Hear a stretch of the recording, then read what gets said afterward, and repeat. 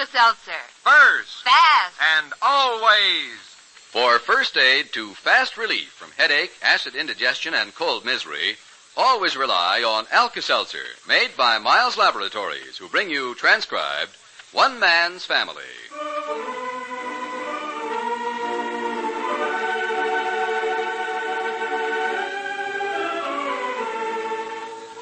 Overheard between Jack and Mother Barbour in the library. Maudie, Maudie, Maudie. That's all I hear from your father. That's all I heard at breakfast. Huh? Oh, I like her very much, Jack. She's charming.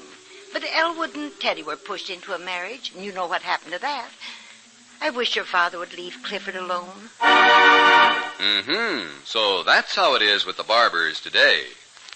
Alka-Seltzer. First. Fast. And always. Yes, friends, Alka-Seltzer. First, fast, and always.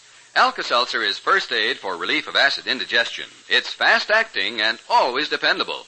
Remember that when you eat too much and acid indigestion is the result. First aid, fast-acting, always dependable. Alka-Seltzer for relief of acid indigestion. First, fast, and always. First, drop 1 or 2 Alka-Seltzer tablets into a glass of water. Watch while it fizzes and dissolves. Then drink the sparkling, refreshing solution. See how fast Alka-Seltzer can relieve the distress of acid indigestion. How you can always depend on Alka-Seltzer to act to reduce excess gastric acidity. Remember Alka-Seltzer for relief from acid indigestion. First aid, fast-acting, always dependable. Ask your druggist for Alka-Seltzer. First. Fast. And always.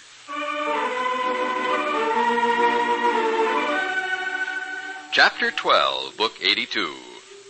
In the Barbour family home at 7:56 on this sunny January morning, Fanny Barbour is standing at the window in the library, gloomily sipping a second cup of coffee. Now that Clifford is working days, nights, and Sundays for the Elkhorn Realty Company, the house seems very lonely to Fanny after breakfast in the morning. But now, Jack Barbour comes in from his own house across the hedge and calls from the hallway. Hey, Cliff, you want to ride downtown? Jack! Oh, hi, Mom. Where's Cliff? They've gone. Already? Your father drove Clifford to work this morning, Jack. He simply had to see the inside of that office. The old fire horse to the blaze, huh? Oh, I suppose so. You'd think he was in business himself again the way he acts. Got us all up half an hour early this morning. Hey, what's the matter? You got a headache or something? Oh, no, I'm all right. You don't sound so all right. What's the matter? Oh, it's nothing. Mom, you ought to be on top of the world. Nothing but good news around here, is there? I hear Cliff sold a couple more lots. Mm-hmm. Yes, he did. Ha ha. Who'd have thought it? He's a regular ball of fire. You know, Betty and I just can't get over it. Old Cliff. Wouldn't it be something if he finally turns out to be the big success in the family? Stranger things have happened. If he just doesn't wear himself out. Oh, Mom, he looks wonderful. He's a new man. I was telling Betty at breakfast, if Maudie Pemberton's responsible for this, we ought to put a frame around her and hang her up here in the library. Now, don't you start that too, Jack. I just can't stand it. Huh? Oh, I'm sorry. But Maudie, Maudie, Maudie, that's all I hear from your father. That's all I heard at breakfast. We must have Maudie over for dinner. Clifford must drive Maudie to the Sky Ranch and show it to her. Oh. Oh, I like her very much, Jack. She's charming, perfectly charming. But Elwood and Teddy were pushed into a marriage, and you know what happened to that. I wish your father would leave Clifford alone. No, Mom. All right, let's talk about something else. Oh, you want me to get it? Please. Hello? Oh, hi, Dad. Where are you? Oh? Yeah, she's here. Sure. It's Daddy. He's sitting at the switchboard in Cliff's office. They're all alone down there. He wanted to plug in and call you. Here. What does he want? Oh, hello, Henry. I see. Well, I'm glad he's got such a nice place. I just thought I'd call you, Fanny. We plugged in the switchboard. Clifford knows how to work it. Mm-hmm. Doesn't exactly take a whiplash intellect, Dad. What's that, Fanny? Clifford was talking. Oh, yes, very nice. Venetian blinds, and they have potted plants here. Infrared windows. Eh? Oh, Clifford has a nice desk. Yeah. Huh? I like the smell of an office in the early morning. I was always the first one down, you remember? Clifford's a chip off the old block, eh? No. He won't work too hard. Oh, all right, Fanny. Yes, Fanny, brighten up now. All right. I won't. Goodbye. Now, unplug it, Clifford. You know what she said to me, Clifford? I talk too much about Maudie Pemberton. Well, I like Maudie. I like her very much. Why shouldn't I talk about it? Now, let's see. Where's Mr. Elkhorn's private office? Oh, it's right over there, Dad. Oh, yes. Yeah, when I had my brokerage business, mine was a little bit bigger. Yeah, about 5 feet each way. Well, if it ain't Horatio Alger. Up and at him again. Hiya, Cliff. Morning. Early, aren't you? Yeah. I got service in that coffee shop for a change. Oh. Oh, this is my father, Mr. Henry Barbour. He drove me down this morning. Oh, uh-huh. Dad, this is Miss Toots Schultz. Who? Miss Schultz. She's our switchboard operator. Oh, yes. Good morning. Yeah. I can see a family resemblance, sort of, in a way. More around the eyes. And the high, intelligent forehead, don't forget. Yeah. Stick a gum, Mr. Barbour? No, thank you. How's about you, big boy? Not right now, Tootsie. Well, you folks excuse me. I never feel more than half-dressed the way I have to throw my clothes on in the morning. Hey, toss me my comb there on the switchboard, will you, Cliff? Oh, yeah, here you are. Catch. Oh, I got it. Well, see you later. Nice to meet you, Mr. Barbour. Yes. Oh, if there's a call, will you get it, Cliff? Sure I will. Well, Dad, it's mighty nice of you to drive me down. Is she married? Toots? Oh, I don't know. Has been, I guess. A couple of times. Yes. Kind of ungrammatical, but she's cute, huh? Yes. Do you mind a suggestion, Clifford? No, Dad. You can make a rule of thumb. Have nothing to do with the office help. Okay, Dad, I remember that. These only to complications. Yeah, I see what you mean. Well, Dad, thanks a lot for driving Do you have a date with Maudie tonight, Clifford? Yeah, I thought I'd drop in after work.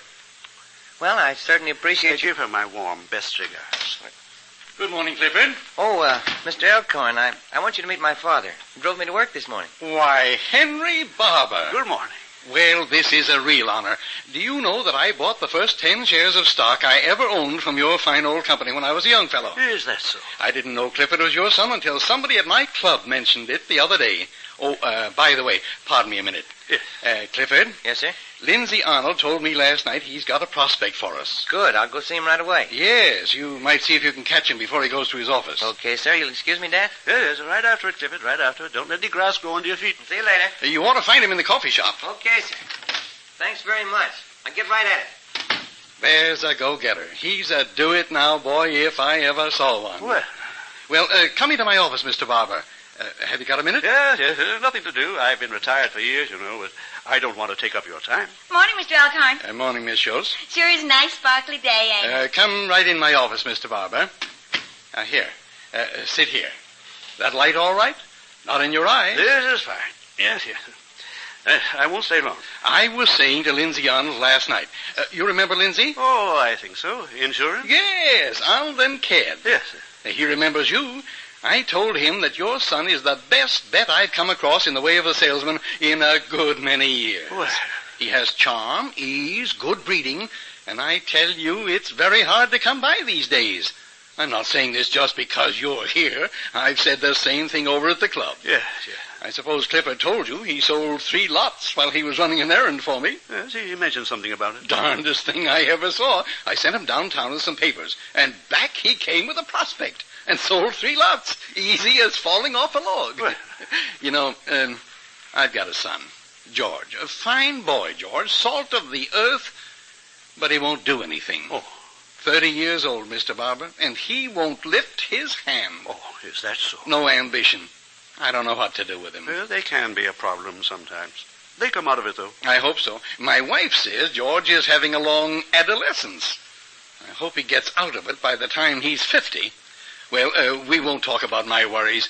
You must be very proud of Clifford. Yes. The trouble is, of course, just about the time I want to advance Clifford, again, we'll lose him to the service. Oh, no. Oh, I know. Clifford once had a very serious motor crash, you know. No, I didn't. Oh, yes. Fractured skull. Very serious. It was touch and go for quite a while. He has a silver piece up here in his head. Oh? Yes. That's why Clifford has been so late getting started in business. Well, don't you worry about that, sir. That boy will make up for lost time. Yes, sir. He's on the ball. Well. Mr. Elkhorn, Yes, Miss Schultz? there was a man to see you, but he said he'd come back. Did you find out who it was? No, sir. Thank you, Miss Schultz. You're welcome. Now, there's an example of what you put up with these days. Yes. They just want to get married. No interest in the business. Not a brain cell working. Just husband hunting. You tear your hair sometimes. Excuse me. Yes? Oh, hi, Ed. Say, I'll call you back. I'm... No. Don't let me interfere. Hold on, Ed.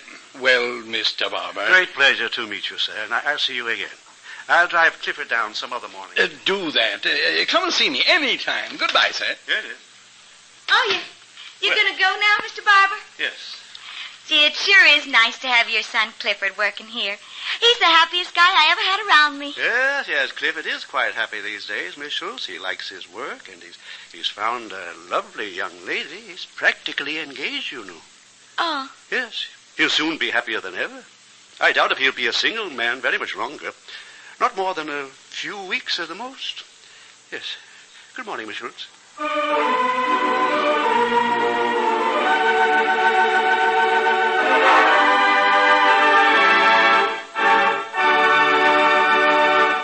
The Barbours will be back in just a moment. Friends, remember, this is the danger season for colds, so be prepared. Get a package of Tabson from your drugstore and keep Tabson on hand all of the time to relieve the discomforts of a cold. That's T-A-B-C-I-N, Tabson, the bright red tablets in the bright red package. Try this new and different type cold tablet. Find out how Tabson can help you. Yes, when you take cold, take Tabson quick. Tabson is especially formulated to help check the sniffles and sneezes of your cold. Tabson helps to ease the headache and reduce the fever which so often accompany a cold. Tabson is easy to take. It leaves no unpleasant aftertaste, and it offers most complete relief from cold misery. Yes, we feel sure you'll be satisfied with Tabson. There's no finer combination formula for relief of cold symptoms that medical science has developed. The minute you begin to sneeze, take an easy-to-swallow Tabson tablet. See how quickly Tabson eases your cold discomforts. Be sure you ask your druggist for Tabson, T-A-B-C-I-N, Tabson, the bright red tablets in the bright red package made by the makers of Alka-Seltzer. Here's the family again. Cliff. Who are you engaged to? Me? Where'd you get that idea? I thought so. Your old man's quite a kidder, ain't he?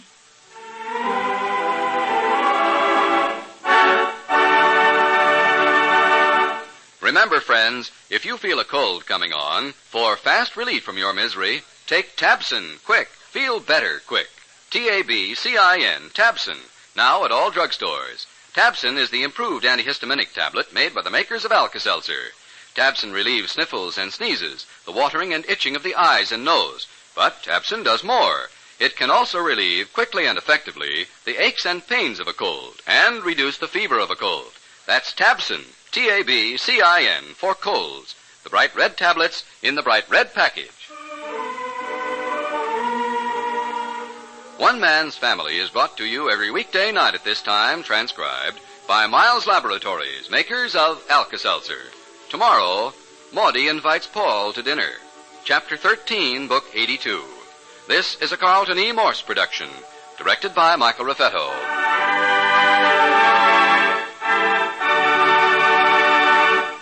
Group prejudice is a national menace. Racial and religious antagonisms threaten the unity which the citizens of the United States need now perhaps more than ever before.